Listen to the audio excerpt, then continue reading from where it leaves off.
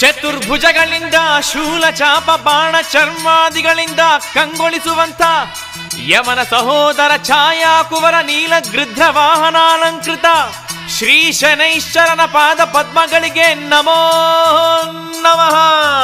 ನಮೋ ಶನಿರಾಜ ನಮೋ ನಮೋ.